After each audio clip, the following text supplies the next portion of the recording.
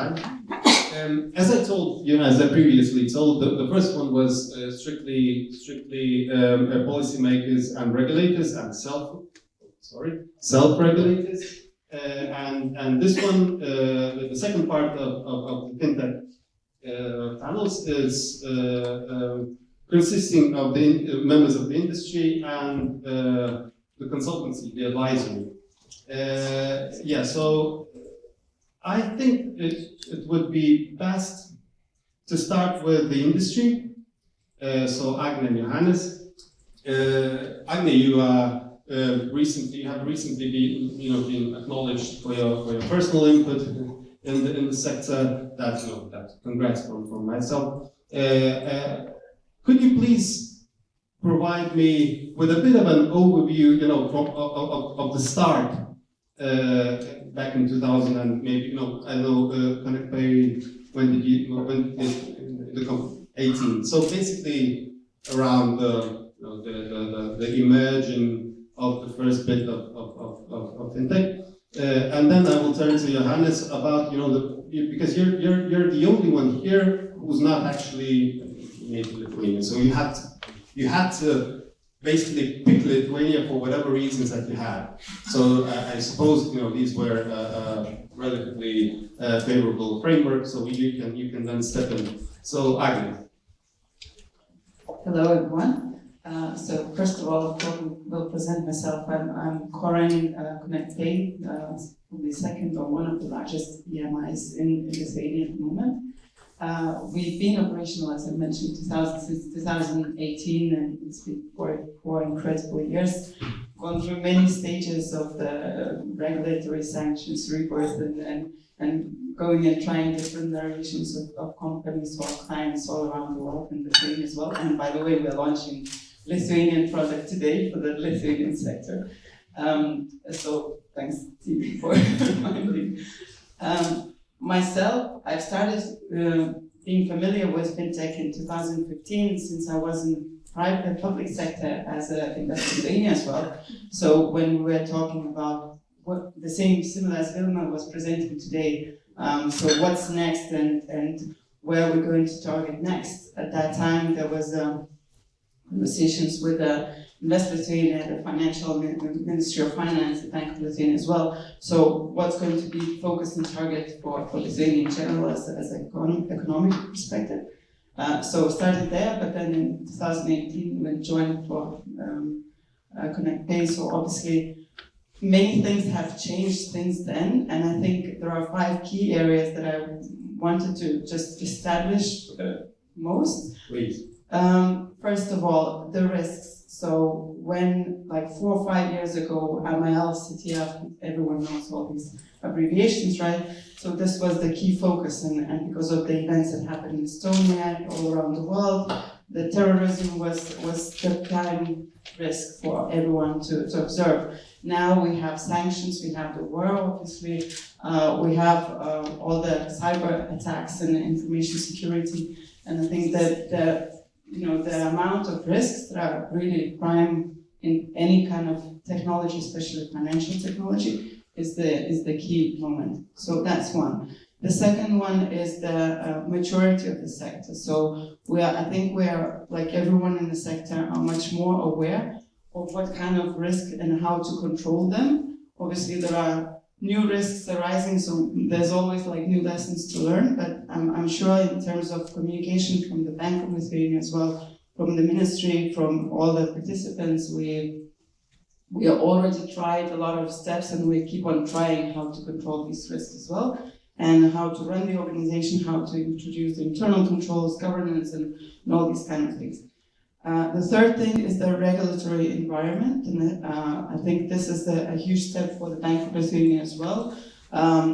When we started at the beginning, so obviously inspections was one way of regulating, is actually come and do the sanctions, and now I see the improvement. There are way more analysis and surveys happening, trying to observe where the risks are and who to target, and so there's a shift happening towards that side, and I'm very pleased because there's an open dialogue as well happening with all the parties who are participating in the regulations as well, how to do that best so you don't kill the business immediately. And obviously from the other part, from the industry, we know that what to do. The fourth is the talent. So obviously we have way more people who know the industry better, we've got all the ACAM certifications, ECA certifications, and everyone. There's literally, I observed my network of friends, and now everyone is in fintech. Really, like I came from architectural background myself, like totally different areas. So one of the things that when I appeared in fintech, I thought what I'm going to do, how I'm going to collect the team and who's going to work with us as well. But now I'm observing like everyone really went through a lot of training and a lot of. I think that's the LinkedIn algorithm that you're doing. Probably my bubble. Yeah, and the fifth thing is the stakeholders. So I think we have way more participants and way more parties that are mature enough to get together and think of what's next. So it's not only Bank of Lithuania at the moment and the ministry, but we have the FIU mentioning the MLS Excellence Center. Then there's a lot like the associations that are already on the next level as well. So there's way more parties that are participating, and I think the reach of the messaging is completely different. So maybe image is the sixth one, but it's converting as well. I think okay. So I think we will turn to image a bit later, and we will turn maybe to the maternity, maturity of the industry as well. We will not turn to maternity. Johannes, please introduce yourself a bit, your company, and so I already gave you a bit of a broad question. So how come you're here? What do you see right now here? What do you expect to see in the near future? Yes, okay. Let's start. So my name is Johannes. I'm the co-founder and CEO of Paystrax. We founded the company in 2018 here in Vilnius. So it's made in Vilnius, actually. So I'm made in Lithuania from that time. My experience is made in Vilnius as well, but the people behind they had to pick Lithuania as well, most probably. Yeah, so my experience, excuse me, is from Iceland. So I've been in the payment sector since 2002. We had a payment card acquiring company before. We decided to start again, and when we were looking at where to set down the company, then we checked out several countries and we talked to regulators and to all kinds of stakeholders. And when we had a meeting here with the Bank of Lithuania, we went over all the rules, the requirements, and so on. And but then they asked us, "How can we help you?" I've never heard this kind of question from any regulator any time. So it shows a little bit the attitude, the willingness to build something up, and not. Normally, the regulators in the other countries, they said, another troublemaker, what do you want? So it's kind of a different perspective. So this, and then the education level in the country, it kind of made us, so it was an easy decision to make, to set on here. Okay, so I suppose the website of the Bank of Lithuania helped a lot, because it's like me personally, I haven't seen a more detailed regulator's website than the Bank of Lithuania. So I think that's adds up to what you already mentioned. Okay, so you came here. What did you find? And So. We started, set up everything, and of course, things take always longer than in the business plan and Excel, but that was kind of, even we put it down and we expected it. So things have lived up to expectations, I would say. So in general, we are quite happy with the decision. And operational and growing. We are hiring quite a lot now. We're setting up a second office in Klaipėda and in the UK now as well. because of Brexit. So getting a license in the UK now. In general, yeah, it has lived up to the expectations. There are small things like which I'm not used to personally, over reliance on notaries and such stuff. The regulator in general has been quite good to work with. We've been able to get meetings about queries, about things that come up. And I'm quite encouraged to hear that the regulators from our previous panel, that they are thinking forward. They're thinking how to develop going forward, because the sector is, of course, growing, and we need to think ahead. The image is quite important for the sector, for the image of the Baltics is affecting us in general. So. One thing also from the previous panel, which I was quite happy to hear, that there's more emphasis on public-private cooperation, and that's really important specifically for like AML. AML requirements is nothing specific for Lithuania, it's Europe-wide, worldwide. But how, of course, here having 250 Fintech companies in general, innovative and challenging. So it's a crowd of kids, and you have to control them. Of course, we understand that it can be a tough job, but there are other ways than just setting rules, trying to scare and shooting fines. I think that's not the way to go. There's other more clever ways of regulating, and I still have a lot of hopes for the AML Center of Excellence, although it's not lived up to it yet, but I still hope that it will live up to it, because that kind of would helps align both the regulators and the companies in the expectations, so everybody knows what the other one is thinking, not all of a sudden the regulators setting tightening the rules and going out on the market and shooting fines. That's not good for anyone. So. Okay, so you already mentioned that you're applying for the different kinds of licenses elsewhere. You already have some, expertise or experience previously. So the comparative approach in terms of the, let's say, the big and influential regulators and a relatively small country, which we consider mature, but not everything. There are many, regulators and the general public that will never consider anything coming from the Baltics as mature, because that's what we have to live with. So the comparative approach that you already have, based on the applications that you're doing, that you already have other licenses elsewhere, you still keep Lithuania as your key jurisdiction as a regulatory framework. Yeah, absolutely, yes. Yeah. So if you can elaborate a bit on that, and then turn to the biggest obstacles that you currently see in Lithuania, if any. Well.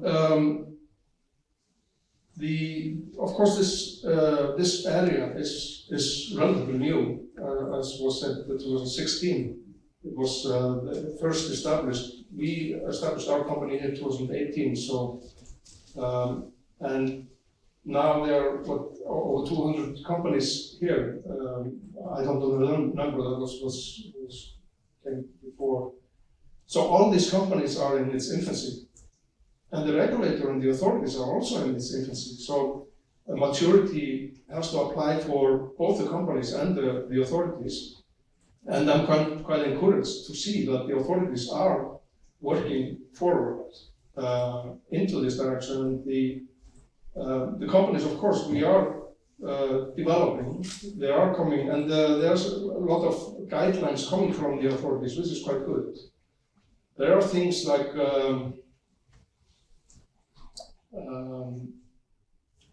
so there's a consumer code in a country. There could be like a corporate code, like a corporate governance code.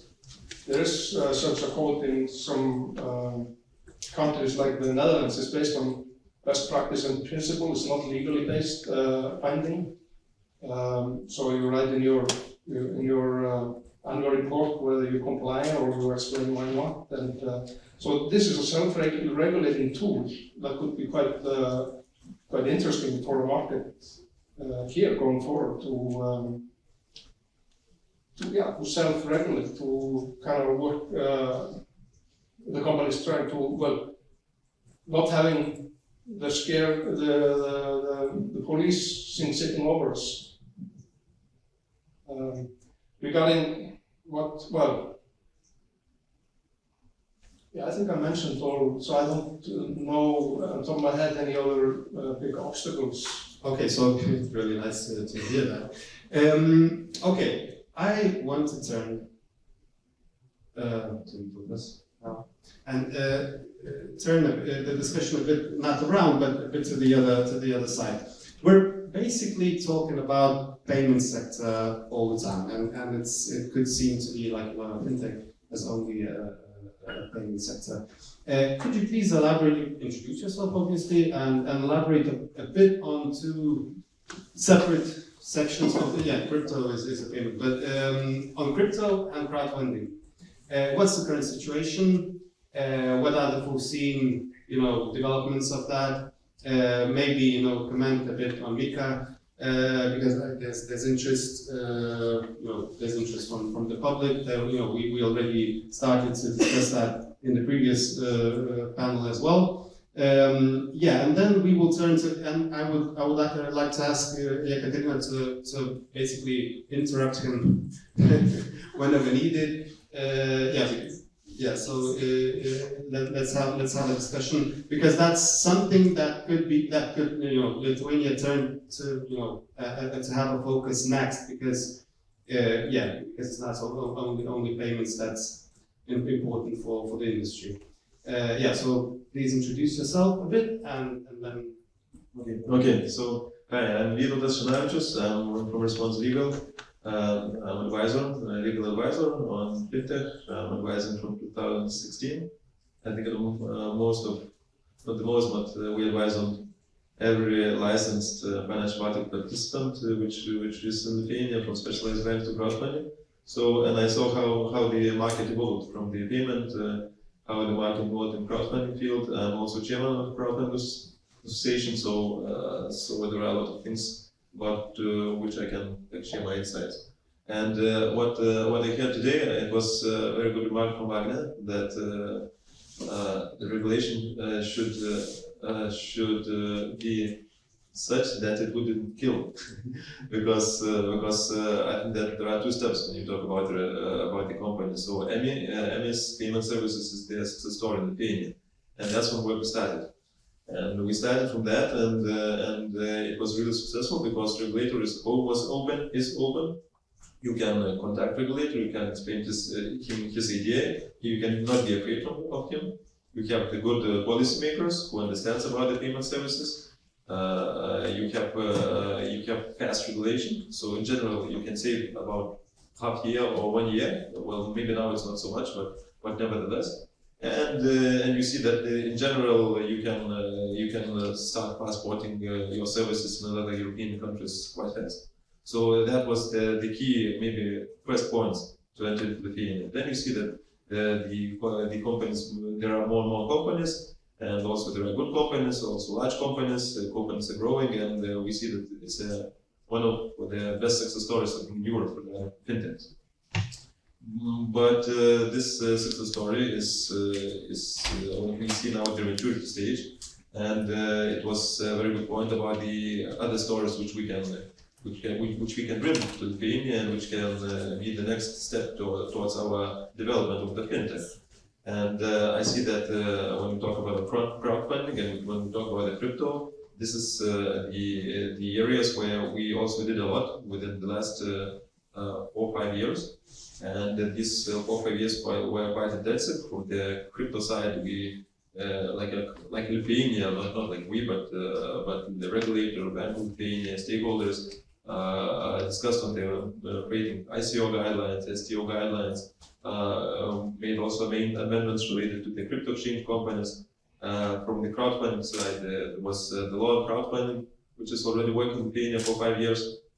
And what we needed just to boost it, we need the passport.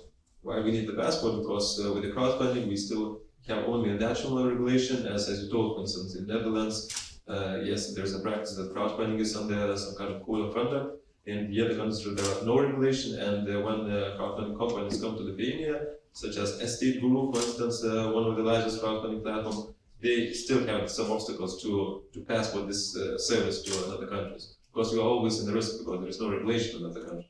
And right now, given that in Europe we have European crowdfunding regulation, which allows the passport, and Mika from the crypto side is also coming on the stage, and I hope that by the end of the year, and I had maybe in the first half of the year, we will have the final compromise on that. So this could be the two areas where we have the next step, Fintech, to evolve from Lithuania. Because when you have this passport regime, you can get the license here, you can get the regulator who understands and who understands the crypto, understands the crowdfunding, and can help you to extend your business. So from that side, I see that this is maybe the largest opportunity for Lithuania in the future, because this is opportunity not only from a reputational side, but it's also good for us that we did a lot of homework. So and then we are here in the where to be honest, 4 years in a row I had not to protect, but I had to bring contra arguments to the other countries, which usually brought a question in the conferences. Why I need regulation of crowdfunding? Why I need regulation of some kind of crypto? Because in our country we don't have regulation. And we have market growth, we have market players, everything is good with that. So, and your market growth is much smaller.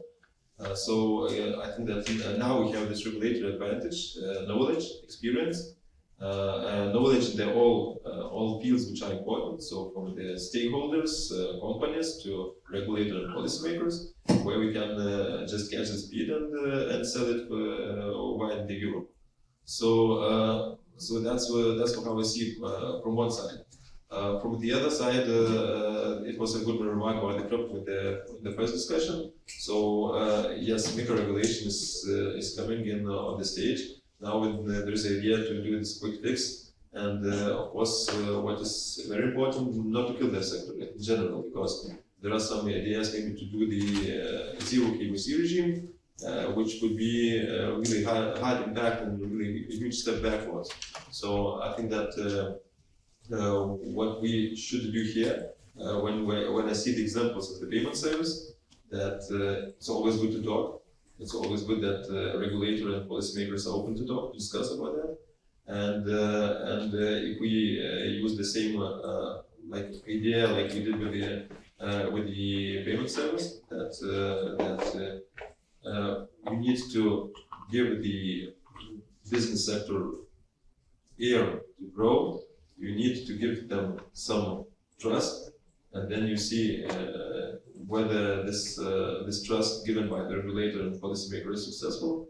Then of course we can really catch the speed here also. So. Okay, so thanks a lot. So okay, let's cut that into pieces of the crypto.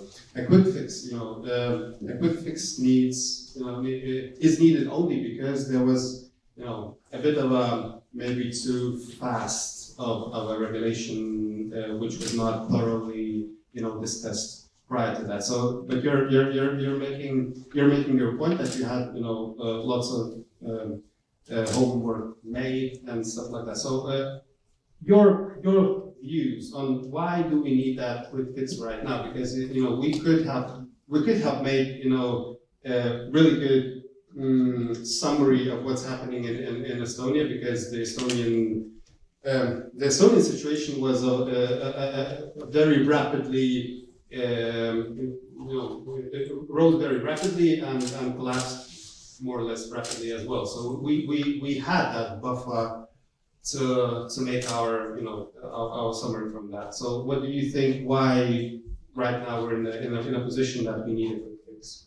Well, we need a quick fix because yes, it's a must, because when you see that every month there are another 20, 30 companies, crypto exchange companies in Lithuania, you understand that it is a risk, Yes. and the risk is growing.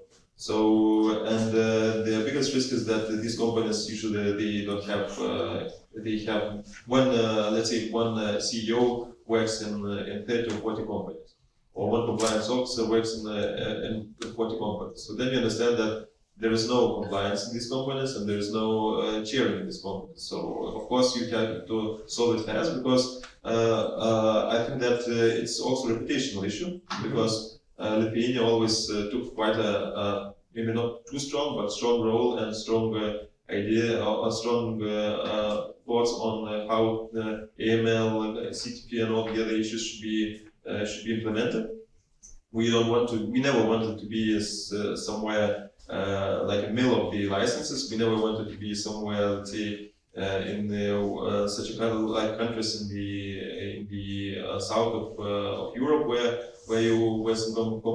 some countries are very known for the European offshores. So we didn't want to be here on that side, and in all the areas where we are not. And here we have such a loophole that with a really easy establishment, the crypto exchanges just boom. The numbers just boom.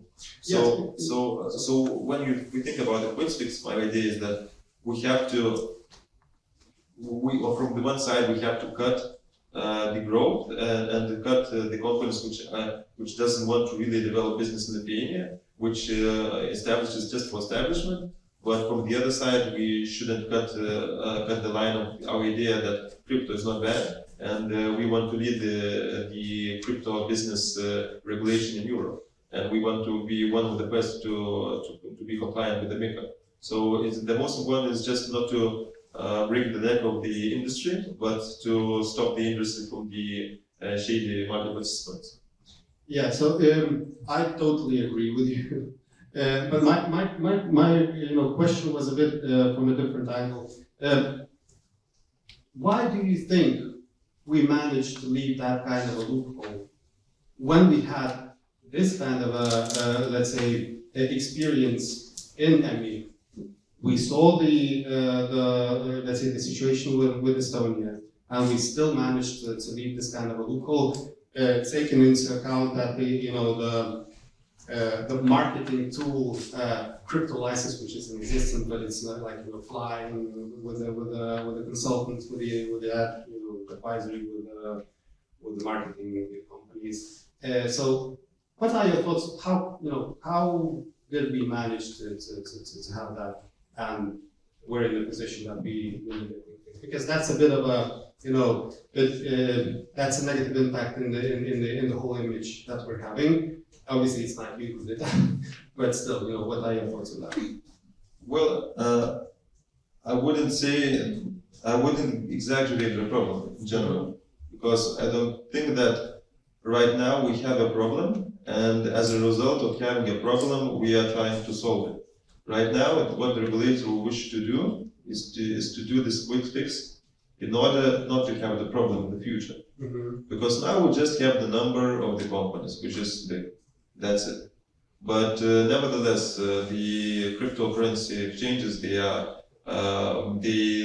have to comply with the AML requirements in Lithuania. They can do they must perform KYC from 1,000 euros. So there is no such a loophole that in general already brings some kind of negative, reputational, or some kind of we don't have some kind of fraud stories, something like that. Just the idea is that what I see from the regulation side, that when some kind of possible risks pops out, so straight away we start working on how to ensure that this risk wouldn't become reality. So right now I don't think that this question maybe we shouldn't exaggerate it, because now we have just let's say 400, 300 companies most of them are not working. And let's just say that if you wish to have the company crypto exchange, so just bring another 100,000 in your company. And if you don't have 100,000, just go away. So that's what we are. That's what the idea. What could be done right now. Okay, so it's a bit similar to what the Estonians are doing, most probably. Well, not similar with what the Estonians, but I think that what we should do, we should try to do the best to comply with the MiCA, not to comply with the Estonians or with the Maltese or with the Germans or whatever. We have MiCA, which will be in the next 6 months. So let's stick to MiCA and let's not do too strict regulation or too soft regulation or no regulation. Let's just do what European compromise, according to European compromise, and let's be the first one. And then we can bring this business to the next level. Okay, so Agne, please. I just wanted to comment on this in a second, what Peter has just told as well. We shouldn't be looking at it as a problem, it's an opportunity, and it's not too late to jump in and be very proactive with regulations as well. So when you talk about what's next, so this is next and this is happening now. And that's where we as a market participants, I think we already have the fintech and payments, everyone who could serve the crypto.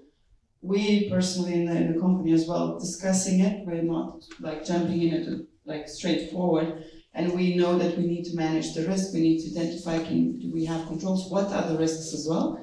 And also turning into the regulator at the same time, so these are our largest stakeholders and what's their view?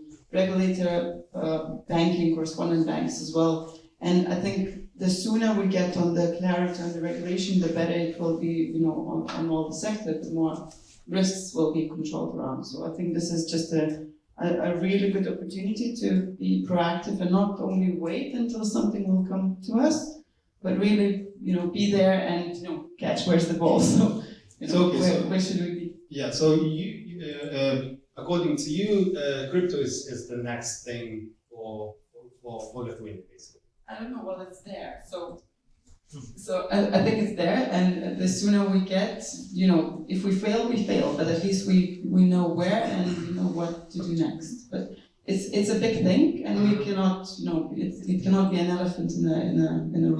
Yeah, I understand. Yeah, I just can add to that I think that I saw that during the ICO boom, Lithuania already started to be the first one leader in the crypto field, who wished to be the leader in the Europe. And Lithuanians, Minister of Finance, Bank of Lithuania did a lot. They spent hundreds of hours on how to set up ICO regulation, how to set up STO regulation. They spent hundreds of hours how to set up, let's say, initial crypto exchange regulation.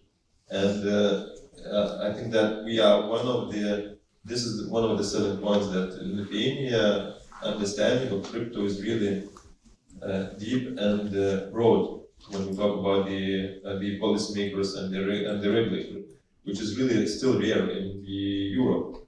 And that's why, like you told, it is a big opportunity, and just now we have this open question regarding a number of companies which are not working.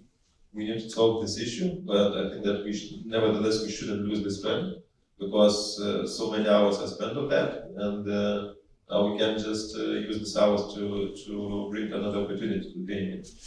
Okay, so thanks a lot. We could have covered crowdfunding in more details as well, but I really want to turn to Ekaterina right now. And talking about the opportunities, the next big thing and everything. You were, heavily recognized as a regulator back in the day.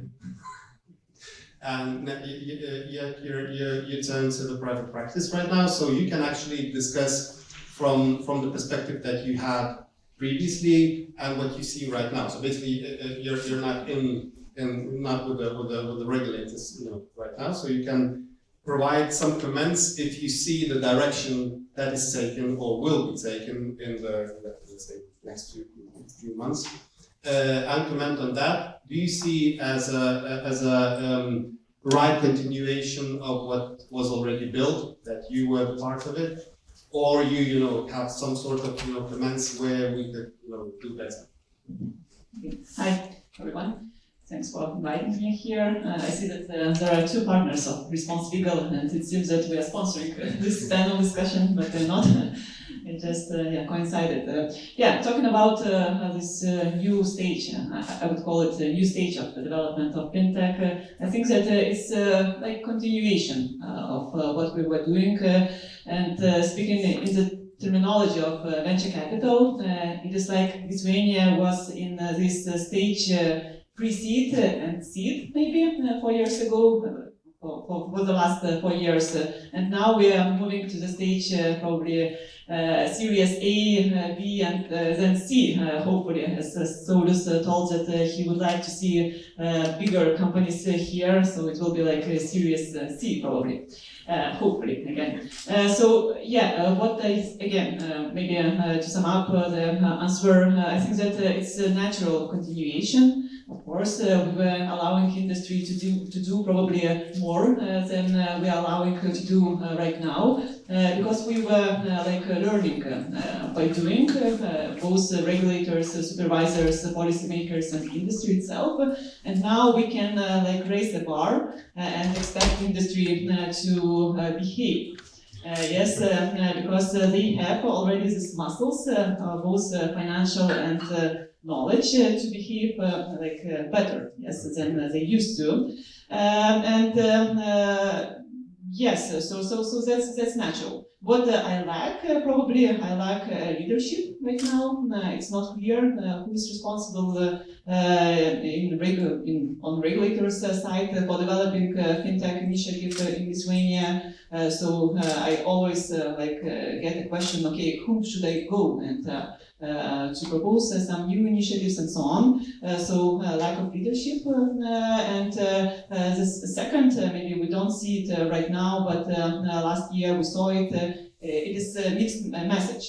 Yes, on the one hand we want fintech and we want to develop it, but on the other hand we want to get rid of all the bad actors. Yes, and it's mixed message, especially for foreign investors, because they consider the environment not to be stable, and they don't know, even if they behave, whether a regulator or supervisor don't come and kill the business.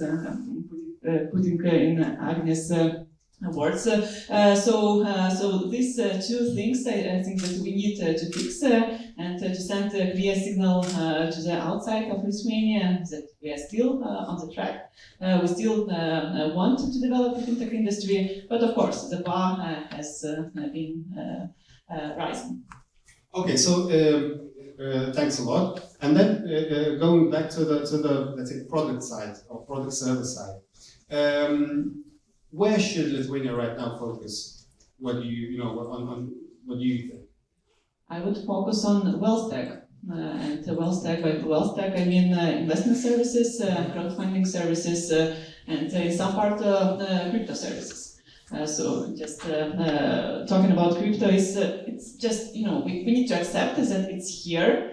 Personally, I may like it or may not like it, but we will have MiCA regulation, and crypto assets will be a part of the financial industry. That's it. Yeah. We need to grow competence, both on industry side and supervisors side on that.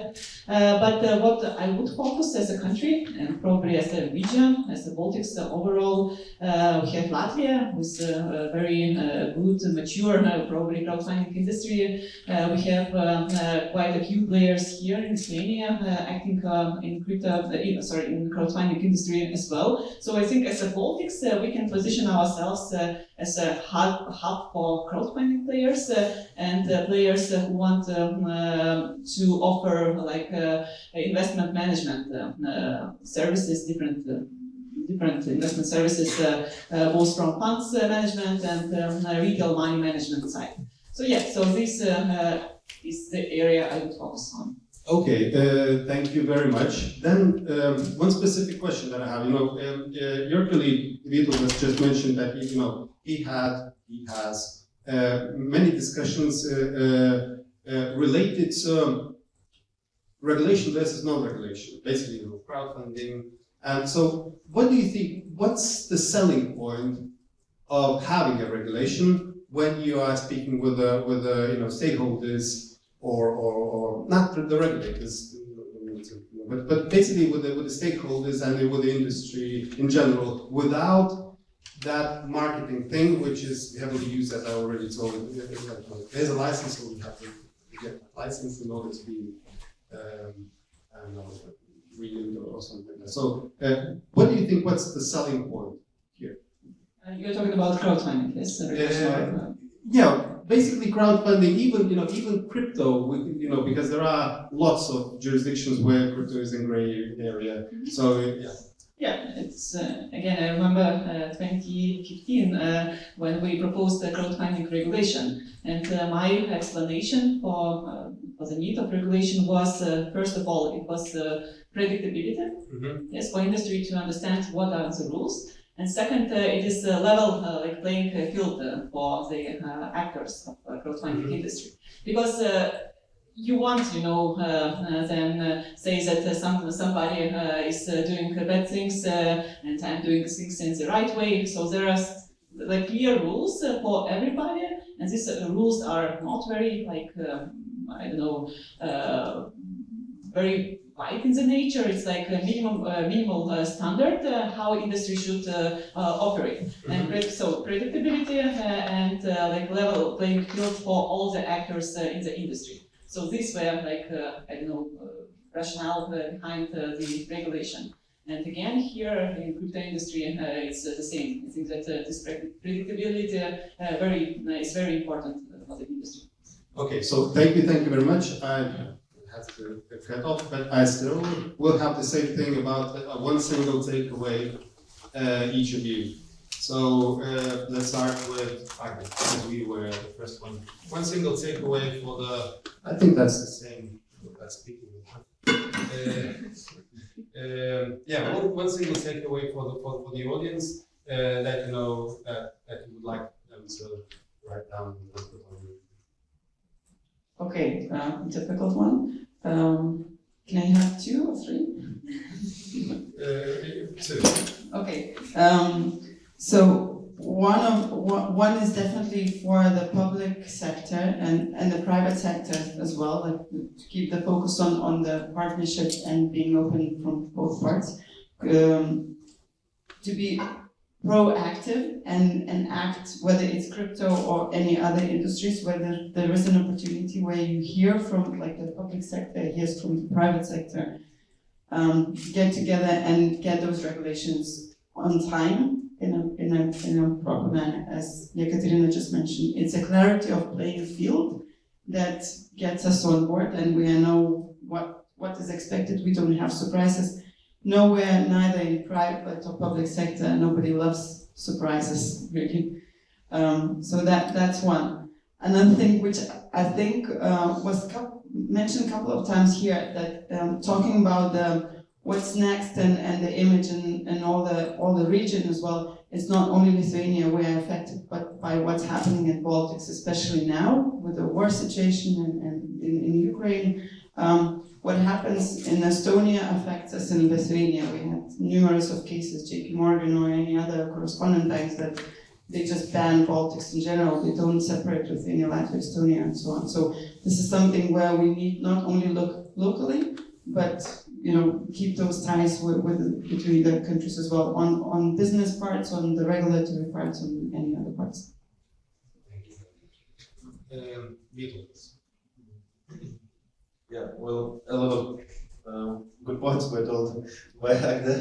Now it's got to say, I think that the best is for market industry players who are in the market, who are considering to choose some kind of jurisdiction, and maybe it's good also for Invest Lithuania, for Ministry of Finance, as well as for Lithuania, just use the opportunities to make Lithuania's fintech landscape even better. So we have a lot of opportunities, and we just need to use them. Let's not lose the speed.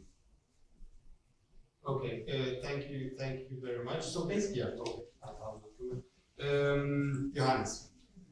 So, well, I think it's important to focus on the image of Lithuania and the Baltics, but specifically Lithuania, as a financial center, and work actively on creating a strong image.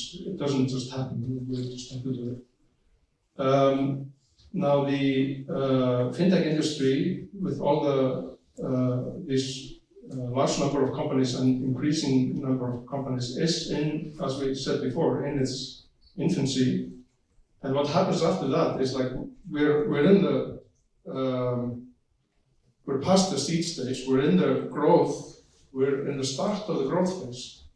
Many of the companies are starting to grow and growing faster. So what happens after that is this growth. And I believe that in maybe 5 or closer to maybe closer to 5 and 10 years, Lithuania can become a real fintech center for Europe, or financial center for Europe, challenging Luxembourg and those places. So 5 to 10 years, I would say. But you see the growth year by year now. And the industry is growing, the number of companies is growing, and the volume is growing heavily. Of course, it needs to be regulated. We cannot have a big AML, a money laundering case, or anything that will be bad for everyone. So everybody has to be on board. But this can be, this also has some negative sides as well. I mean, there's a shortage of people and all kinds of facts. But going forward, I think the authorities also have to maybe look forward to this picture and start to think about how they want this to develop. Because I think this is clearly what's coming. We're here and we're going here. Okay, thank you very much. Yeah, just a short, maybe wish that we as a country stick to the ambition to develop fintech. To grab everything that's there and okay. So thank you very much. I will not ask. No. Okay. We have questions. No, they don't have questions. So thank you very much. I will invite someone else to. Thank you. Yeah. Was it hard?